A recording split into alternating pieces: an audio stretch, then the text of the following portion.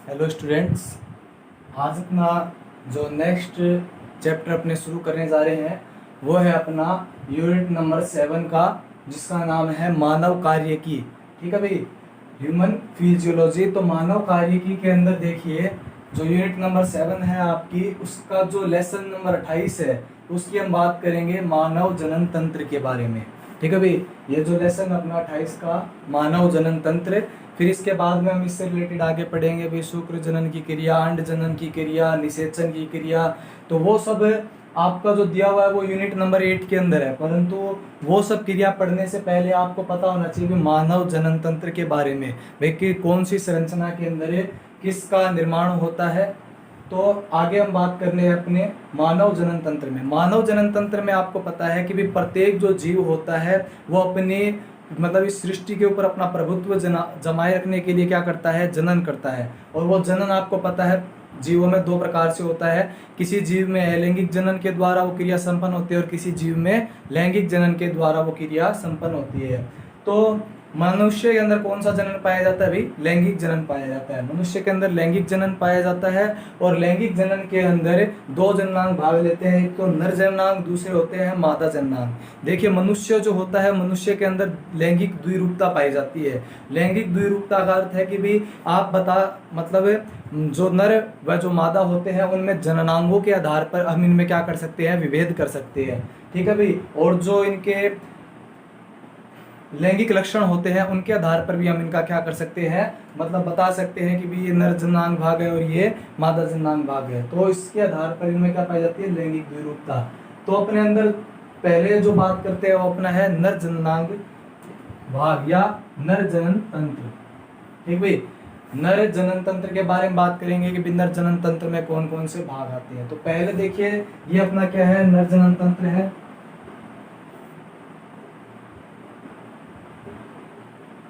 ठीक है, नर जनन तंत्र के अंदर मतलब दो भाग लेते हैं, दो जननांग भाग लेते हैं। एक तो होते हैं जो प्राथमिक जननांग कहते हैं, जिन्हें पहला है अपना प्राथमिक जननांग भाग। प्राथमिक जननांग भाग के अंदर नर के अंदर देखिए जो प्राथमिक जननांग होते हैं, मतलब जिन्हें हम कहते हैं भी जो मेन मतलब कार्य करते हैं, जो स्पर्मेटोजेनेसिस की क्रिया करते हैं, स्पर्मेटोजेनेसिस की क्रिया करते हैं, जिनके अंदर शुक्राणु जनन की क्रिया होती है, वो होते हैं अपने वृषण। एक जोड़ी वृषण नर के अंदर पाए जाते हैं जो आगे चल कर किनका निर्माण करते हैं, शुक्राणुओं का निर्माण करते हैं, स्पर्म का निर्माण करते हैं, या इन्हें हम टेस्टिस भी कहते हैं। तो एक जोड़ी जो वृषण होते हैं वो क्या है, नर के अंदर प्राथमिक जननांग कहलाते हैं। इन प्राथमिक जननांग के बाद में दूसरे बाकी जो बच गए, बाकी जो जननांग भाग बच गए उन्हें हम क्या कहते हैं, सहायक जनन अंग कहते हैं। इन्हें हम क्या कहते हैं, सहायक जनन अंग। ठीक है भाई, तो देखिए ये क्या है, अपना नर जनन तंत्र है। तो नर जनन तंत्र के अंदर देखिए पहले एक जोड़ी क्या आते हैं, वृषण आते हैं। एक जोड़ी वृषण भाग लेते हैं नर जनन तंत्र के अंदर, इन्हें हम कहते हैं प्राथमिक जनन अंग। प्राथमिक जनन अंग कहते हैं और इनके अंदर किसका निर्माण होता है, शुक्राणु जनन की इनके अंदर क्रिया होती है।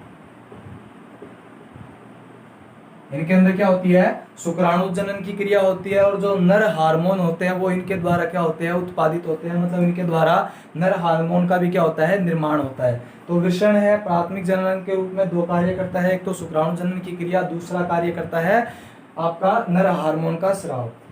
अब बाद में बच गए अपने कौन से, जो सहायक अंग होते हैं। तो सहायक अंगों के अंदर देखिए अपने सबसे पहले आता है ये तो हो गया वृषण। और वृषण के बाद में जो सहायक अंग आता है वो होता है अपना वृषण जालक।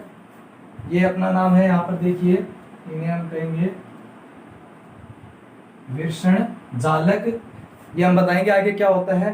तो पहला ये भाग कौन सा है, प्राथमिक जननांग वृषण, और जो सहायक जननांग है इनकी बात कर रहे हैं। तो सहायक जननांग के अंदर पहला भाग देखिए कौन सा, वृषण जालक, शुक्र वाहिकाएं, फिर आता है अधिवृषण, फिर आता है शुक्रवाहक, फिर आती है अपने शुक्राशय, फिर आते हैं प्रोस्टेट ग्रंथि, फिर आती है अपने काउपर ग्रंथि, फिर अपना जो लास्ट भाग है वो है सिसन।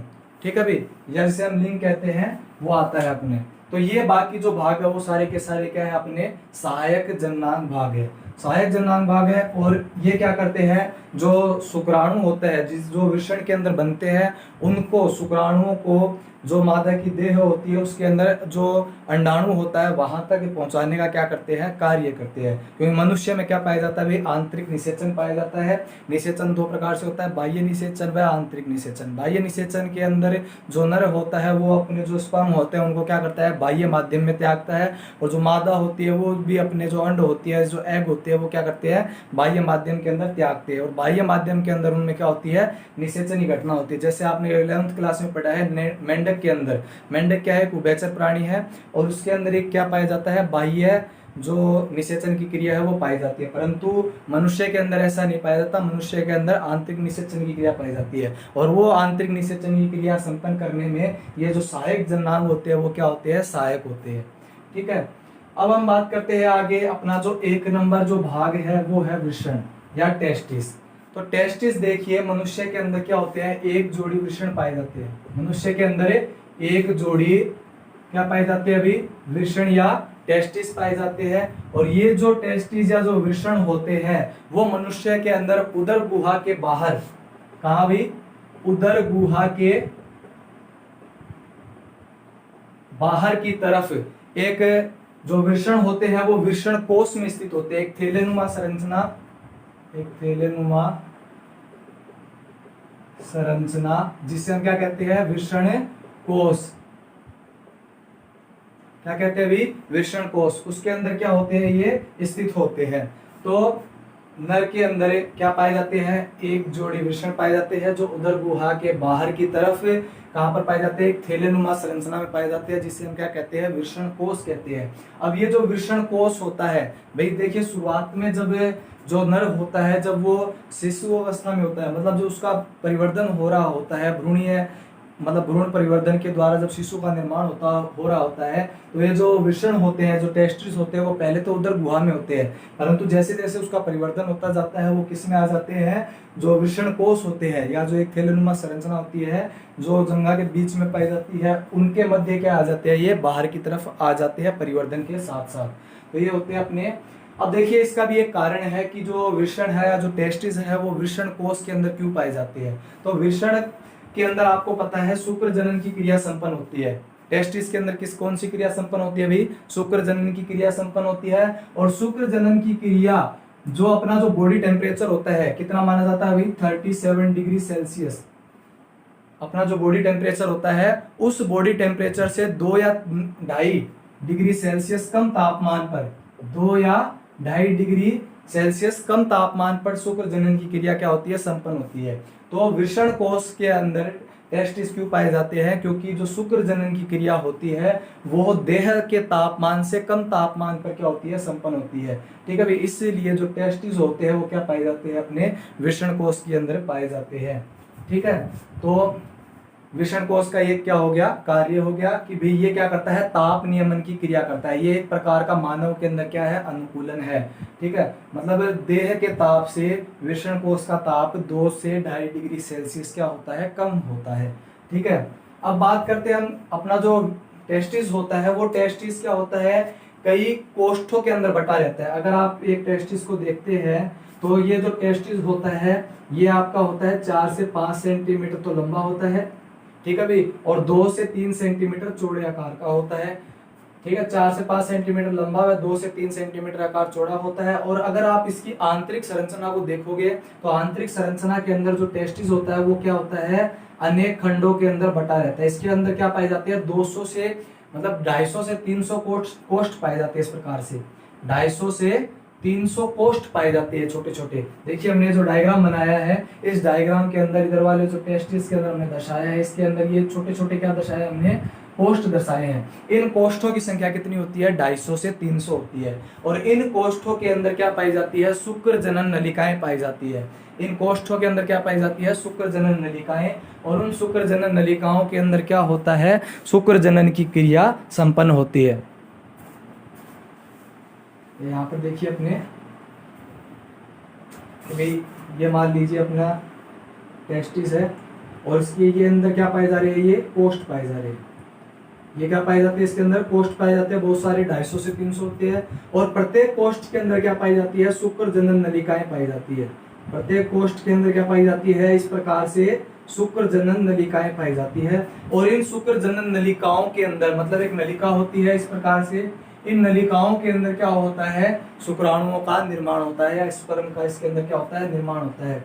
अगर हमें एक शुक्र जनन नलिका की अनुप्रस्थ काट देखिए आप, अगर एक मान लीजिए इस कोष्ठ से हम क्या करते हैं, एक शुक्र जनन नलिका की अनुप्रस्थ काट देखते हैं, तो एक शुक्र जनन नलिका की अनुप्रस्थ काट आपको इस प्रकार से क्या होगी, दिखाई देगी। इस अनुप्रस्थ काट के अंदर, इस अनुप्रस्थ काट के अंदर आपको देखिए ये जो नलिका दिखाई दे रही है, ये वाली बाहर वाला से, यहाँ से ये वाला जो भाग आपको दिखाई दे रहा है, ये क्या है, शुक्र जनन नलिका है। ठीक है भाई, इस शुक्र जनन नलिका की जो आंतरिक भित्ति होती है, उस आंतरिक भित्ति पर क्या पाई जाती है, एपिथेलियम कोशिकाएं पाई जाती है। ये अपन की ये क्या है, इसकी आंतरिक भित्ति है। ये यहाँ पर क्या पाई जा रही है, आंतरिक भित्ति होती है। इस आंतरिक भित्ति के अंदर दो प्रकार की कोशिकाएं पाई जाती है। एक तो देखिए आपको एक जो बॉक्स नुमा संरचनाएं दिखाई दे रही है, जो बॉक्स नुमा जो कोशिकाएं दिखाई दे रही है, ये कोशिकाएं कौन सी है, अपनी शुक्र जनन कोशिकाएं। ये कोशिकाएं कौन सी है, शुक्र जनक कोशिकाएं। और ये शुक्र जनक कोशिकाएं क्या करती है, शुक्राणुओं का निर्माण करती है।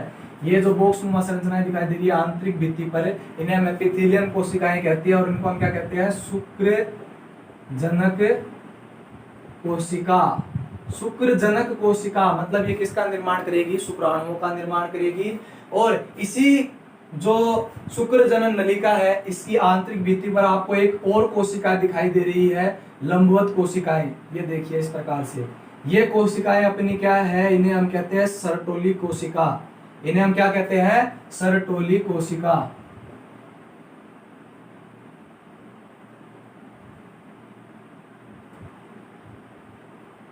सरटोली कोशिका। ठीक है भाई, तो देखिए विषण हो गया। विषण क्या होता है, 250 से 300 छोटे छोटे कोष्ठों में क्या होता है, बट्टा होता है।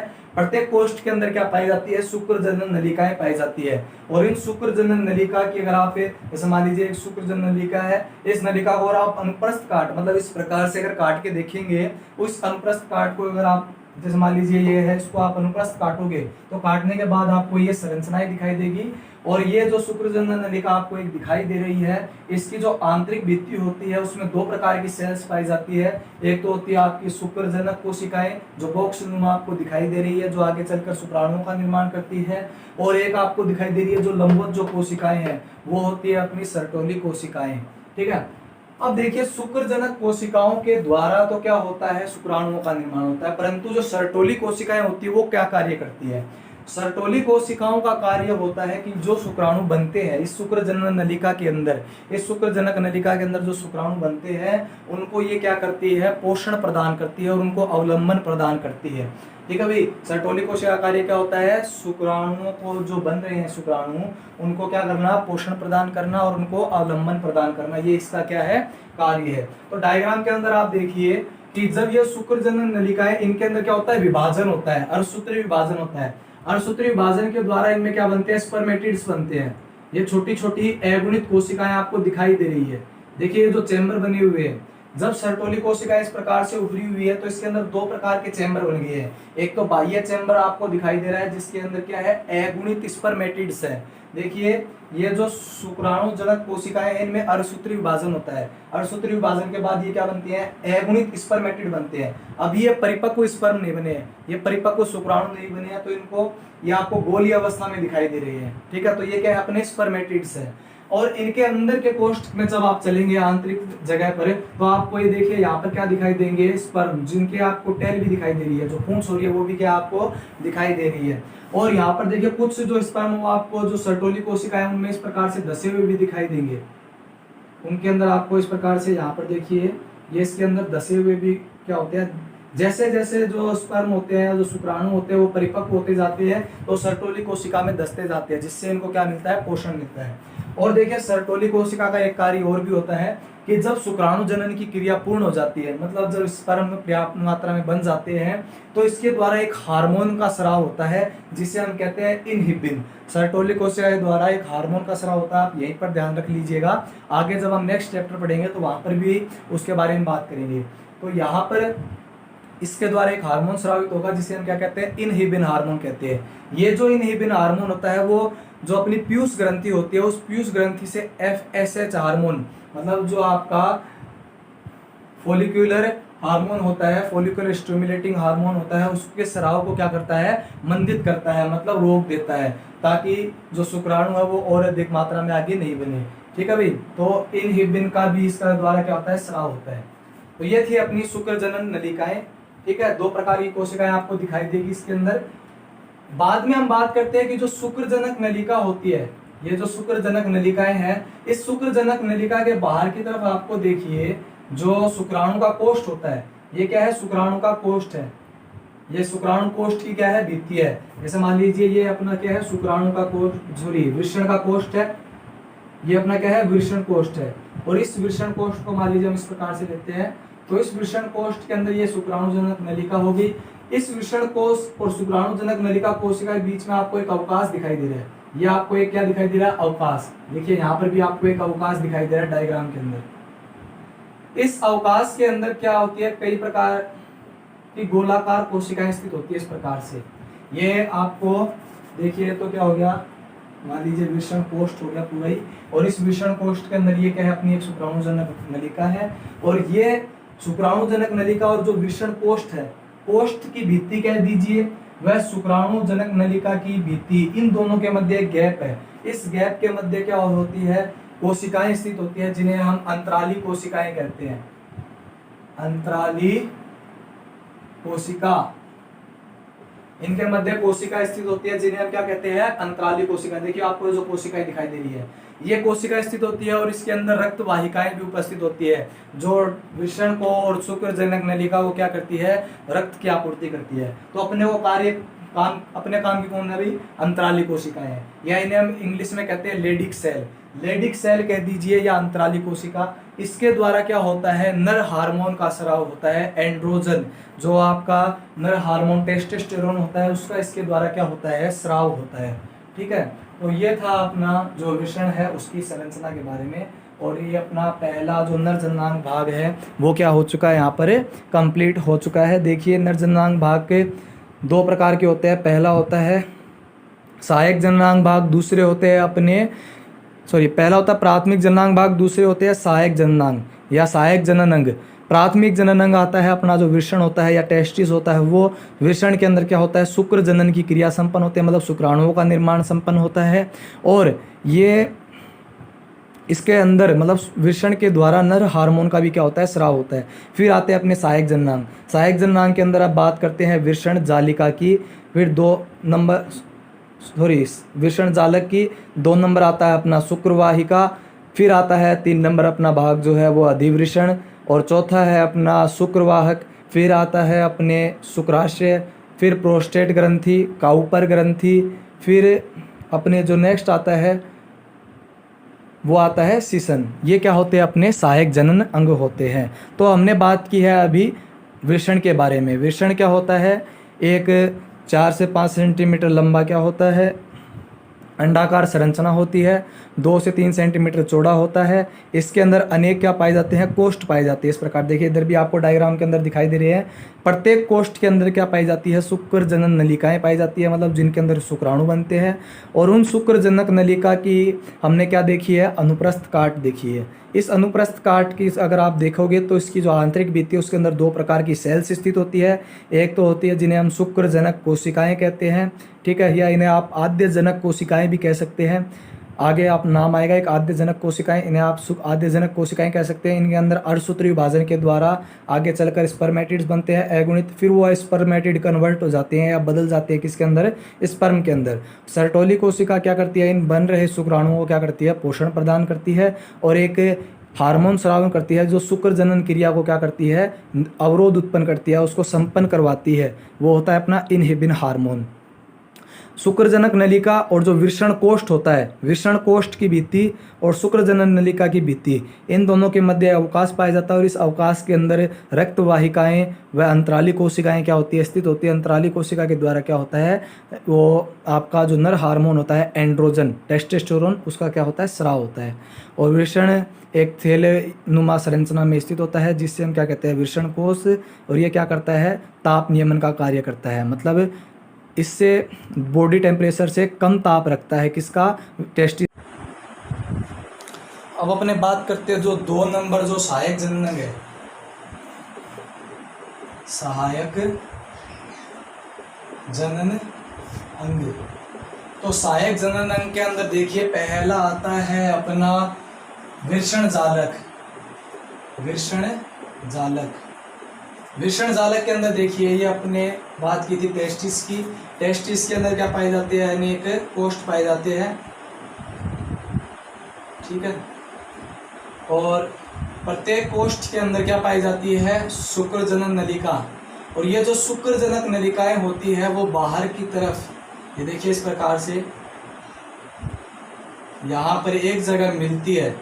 ये शुक्रजनक नलिकाएं होती है ना, ये बाहर की तरफ इस प्रकार से मिलेगी। डायग्राम के अंदर आप देख रहे हैं, बाहर की तरफ मिलेगी और यहाँ पर मिलकर आकर एक जगह पर, यहाँ पर एक जगह आकर ये क्या बना लेती है, एक जाल सा बना लेती है। इस प्रकार से इसमें क्या बन जाता है, एक जाल बन जाता है। मतलब सारी जो शुक्रजनक नलिकाएं हैं वो आपस में मिलकर एक जाल बनाती है। उस जाल को हम क्या कहते हैं, वृषण जालक कहते हैं। इस जाल को हम क्या कहते हैं, वृषण जालक कहते हैं। वृषण जालक के बाद में अपनी आती है शुक्रवाहिकाएं।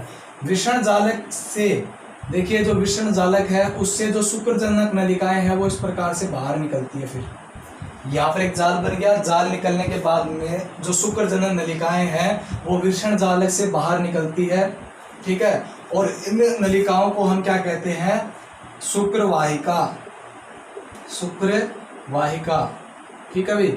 शुक्रवाहिका के बाद में अपना आता है, शुक्रवाहिका आगे चलकर एक संरचना में खुलती है जिसे हम क्या कहते हैं, अधिवृषण कहते हैं। जिसे हम क्या कहते हैं, अधिवृषण। यहाँ पर देखिए इस प्रकार से ये जो आपको देखिए यहाँ पर एक उभरी हुई संरचना दिखाई दे रही है, यहाँ से इस प्रकार से जो आगे जो गुच्छा सा दिखाई दे रहा है इसके अंदर खुलेगी, जिसे हम क्या कहते हैं, अधिवृषण कहते हैं। अधिवृषण डायग्राम के अंदर देखिए वृषण जालक, वृषण जालक से कौन निकलता है, शुक्रवाहिका। शुक्रवाहिका आगे किसमें खुलती है, अधिवृषण में, ठीक है। अधिवृषण आगे किसके अंदर खुलेगा भी, जो अपना शुक्रवाहक है, शुक्रवाहक के अंदर खुलता है। और शुक्रवाहक आगे चलकर किसमें खुलता है, ये आपका है मूत्र मार्ग के अंदर, मूत्र मार्ग के अंदर क्या होता है, खुलता है। देखिए अब इनका देखिए प्रत्येक का कार्य क्या होता है। देखिए जो वृषण जालक होता है वो शुक्रजनन नलिकाओं से शुक्राणुओं को किस में भेजता है, शुक्रवाहिका के अंदर भेजता है। शुक्रवाहिका आगे इसको किस में भेजती है, अधिवृषण के अंदर भेजती है। किस में भेजती है भाई, अधिवृषण के अंदर भेज देती है। और जो अधिवृषण होता है वो एक पतली लगभग 6 मीटर लंबी अत्यधिक कुंडली चपटित अर्धविराम आकार की क्या होती है, एक नलिका होती है। इसके अंदर क्या पाए जाते हैं, संयोजी ऊतक पाए जाते हैं। और ये इसके 3 भागों में बटा रहता है, शीर्ष अधिवृषण, मध्य अधिवृषण और पुच्छक। शीर्ष अधिवृषण यह भाग चौड़ा तथा वृषण के ऊपरी भाग पर टिका होता है। अपवाही वाहिनिकाएँ इस भाग में ही आकर क्या होती है, खुलती है। मध्य का जो भाग होता है यह संकरा भाग होता है, जो पतला होता है, वृषण की पृष्ठ सतह पर फैला रहता है।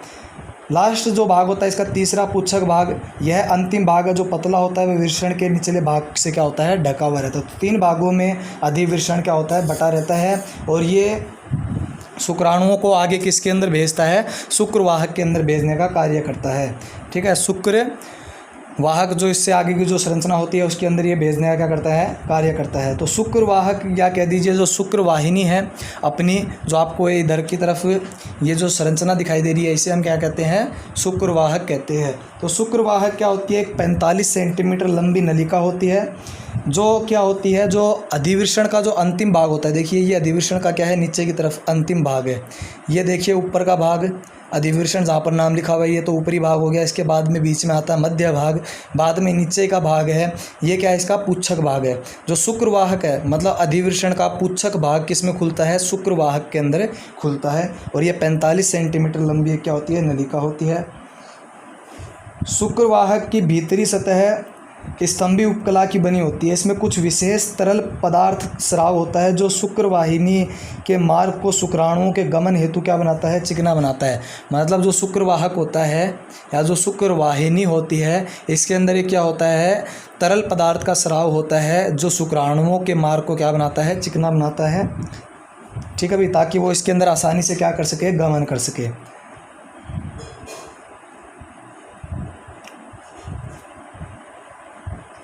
आगे अपने आती है जो सहायक जनन ग्रंथियां। ये तो क्या हो गए अपने सहायक जनन अंग हो गए। बाद में सहायक जनन के अंदर आती है सहायक जनन ग्रंथियां। सहायक जनन ग्रंथियां, सहायक जनन ग्रंथियां जो नर जनांग भाग के जो लास्ट अपना पॉइंट है, देखिए पहला है अपना शुक्राशय। पहला आता है अपना शुक्राशय। दूसरा आता है अपना प्रोस्टेट ग्रंथि। देखिए ये जो आपको ये जो संरचना दिखाई दे रही है यहाँ पर, ये होती है अपनी प्रोस्टेट ग्रंथि। तीसरी अपनी यहाँ पर देखिए जो बल्ब नुमा आपको जो देखिए गुंडी नुमा जो संरचना दिखाई दे रही है वो क्या है, अपनी काउपर ग्रंथि। काउपर ग्रंथि या इसे आप बल्बो यूरेथल ग्रंथि भी कह सकते हैं। तो ये अपनी क्या है, लास्ट 3 सहायक ग्रंथियां हैं। तो इसके अंदर हम पहले देखते हैं अपनी शुक्राशय। शुक्राशय देखिए ये जो भाग आपको यहाँ पर देखिए डायग्राम के अंदर दिखाई दे रहा है, ये अपना क्या है, शुक्राशय है। शुक्राशय देखिए क्या कार्य करता है, ये मूत्राशय की सतह है एवं जो आपका मलाशय होता है उसके बीच स्थित एक चौड़ी थैलीनुमा संरचना है। ये क्या है, आपकी एक चौड़ी थैलीनुमा आपको संरचना दिखाई दे रही है। यह पीले एवं चिपचिपे तरल पदार्थ का स्राव करने वाली ग्रंथि है। प्रत्येक शुक्राशय से एक छोटी नलिका निकलकर शुक्रवाहिनी की तुम्बिका में खुलती है। शुक्रवाहिनी कह दीजिए या शुक्रवाहक कह दीजिए, यह आपका शुक्रवाहक है, इसी का हम नाम क्या ले रहे हैं, शुक्रवाहिनी ले रहे हैं। तो शुक्राशय जो होता है वो किस में खुलता है, शुक्रवाहक में खुलता है और इसके द्वारा एक चिपचिपे पीले रंग के तरल का स्राव होता है। श्वसन की उत्तेजन अवस्था में स्खलन के समय दोनों शुक्राशय संकुचित होकर अपने स्राव को मुक्त करते हैं किसके अंदर, शुक्रवाहक के अंदर। मतलब जो दोनों शुक्राशय होते हैं वो जब स्खलन की क्रिया होती है उस समय दोनों क्या होते हैं, संकुचित होते हैं और अपने जो चिपचिपे स्राव होता है उसको किस में छोड़ देते हैं, अभी शुक्रवाहक के अंदर भेज देते हैं। शुक्राशय का जो स्राव होता है वो जो अपना वीर्य होता है, वीर्य का 60% भाग बनाता है। ठीक है, और इसके अंदर मतलब शुक्राशय के द्वारा जो भाग स्रावित होता है उसके अंदर क्या होते हैं, फ्रैक्टोशर्कराएं उपस्थित होती है, प्रोस्टाग्लैंडिन्स उपस्थित होते हैं तथा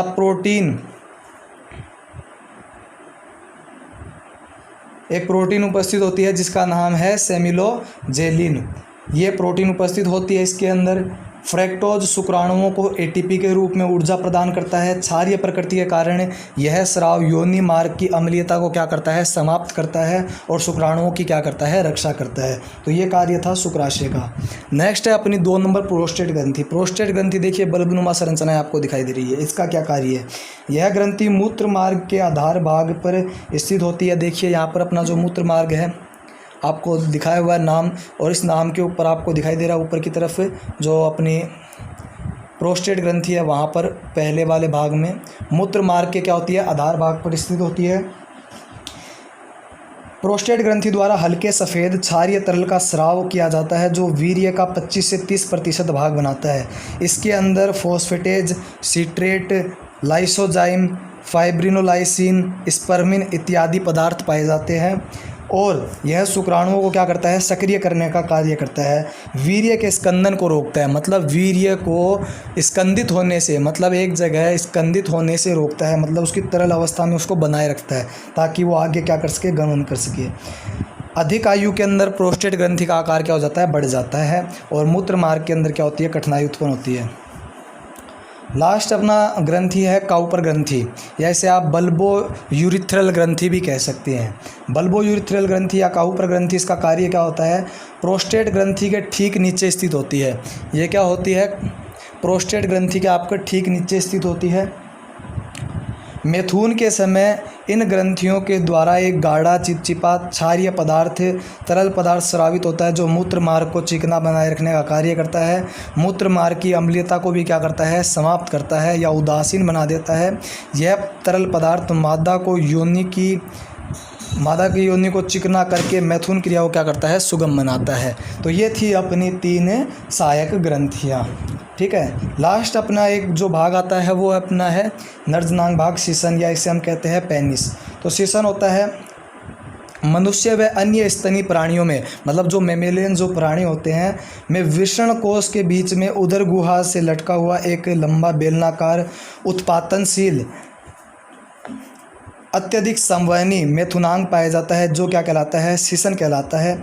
यह महीन उदरीय भित्ति द्वारा क्या होता है, ढका रहता है।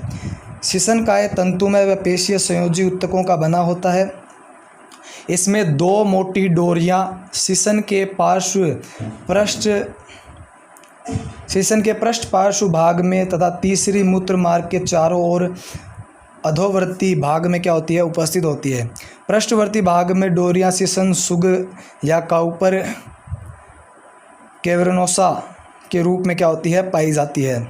सीसन का शिखर भाग फैलकर एक फूले हुए चिकने मुंड का निर्माण करता है। यह केवल काउपर स्पंजियोसम का बना होता है। सीसन मुंड को ढकने वाली एक त्वचा पाई जाती है, जिसे हम मुंड आच्छाद कहते हैं। यह मैथुन के समय सीसन मुंड के आधार पर क्या हो जाती है, वलयित हो जाती है। तो ये था आपका नरजनांग भाग। तो ये अपने यहाँ पर क्या हो चुके हैं, मेल रिप्रोडक्टिव ऑर्गन यहाँ पर क्या हो चुके हैं, समाप्त हो चुके हैं।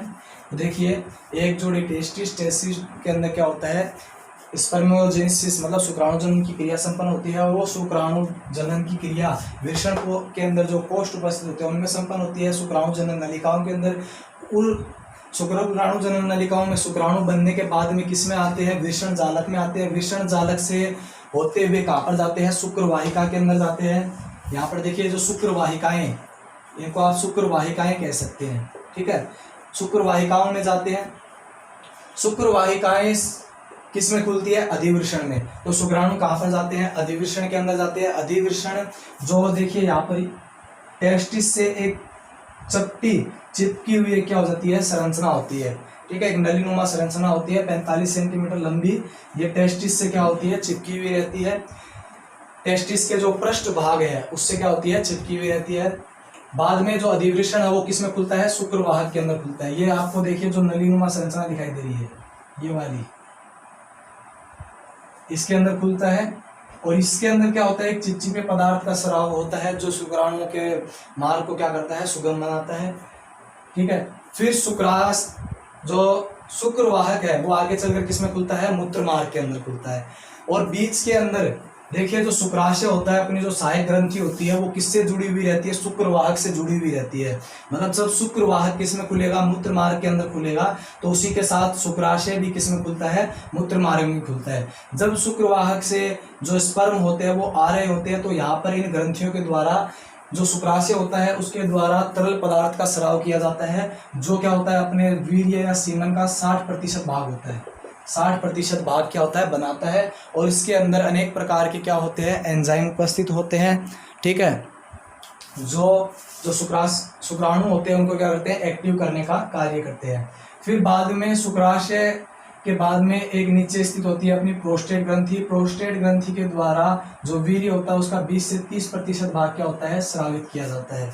ठीक है, फिर बाद में आती है अपनी काउपर ग्रंथि। काउपर ग्रंथि के अंदर कुछ एक एंजाइम पाए जाते हैं। ठीक है, और कुछ सक्रियक पाए जाते हैं, सक्रियक पदार्थ जो शुक्राणुओं या स्पर्म को क्या करते हैं, एक्टिव करते हैं। तो इस प्रकार से शुक्रवाहक फिर शुक्राशय से होते हुए ये जो शुक्राणु अपने वो कहाँ पर आते हैं, मूत्र मार्ग के अंदर आते हैं। और मूत्र मार्ग से होते हुए जो मादा की देह होती है या योनि होती है, जो गर्भाशय जो मार्ग होता है उसके अंदर क्या कर दिए जाते हैं, इसको त्याग दिए जाते हैं, जो फेलोपियन ट्यूब होते हैं वहाँ पर त्याग दिए जाते हैं। तो ये था अपना नर जनांग भाग। नेक्स्ट जो वीडियो आएगी अपनी उसके अंदर हम पढ़ेंगे फीमेल रिप्रोडक्टिव ऑर्गन।